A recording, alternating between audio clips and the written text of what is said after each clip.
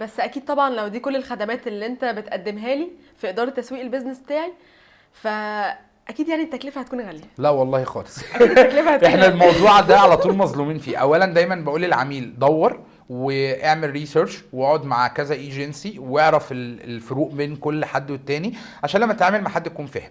احنا ممكن اقول لك ان احنا انظمه الاداره بتاعه البيزنس بقى بنعمل لك كل حاجه تخص البيزنس بتاعك، بتبدا من 4-5000 جنيه فيما فوق. وده كوست تقريبا ان انا لو عينت شخص واحد من التيم ده هدفع اكتر منه كسالري النهارده.